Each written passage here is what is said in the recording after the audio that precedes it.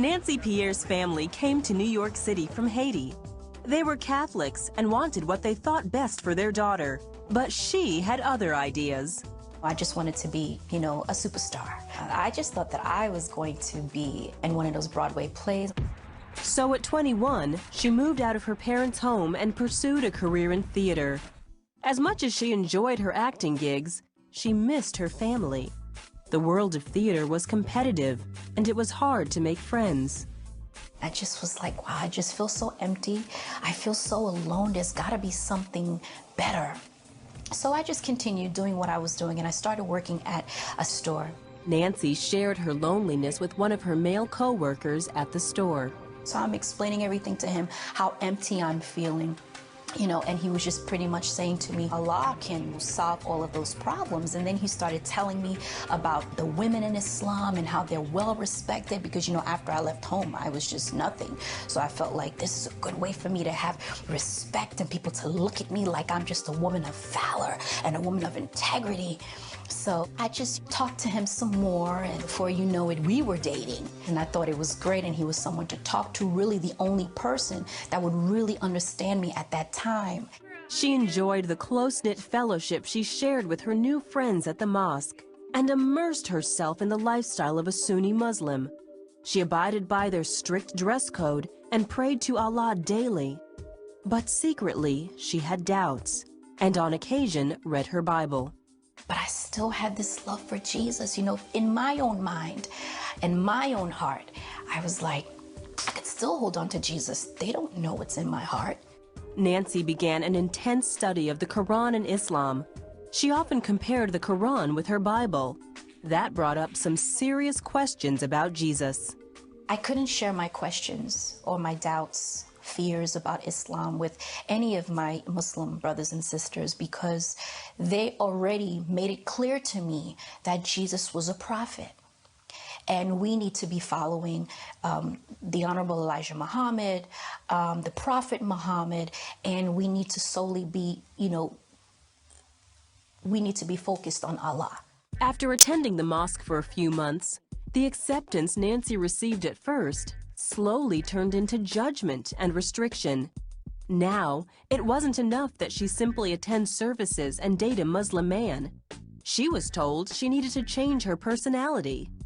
The women were just so oppressed, and it didn't work with me because I'm a free spirit. I wasn't created to be contained. So when you have all of these restrictions and these rules and dress this way and dress that way, I was like, what did I walk into?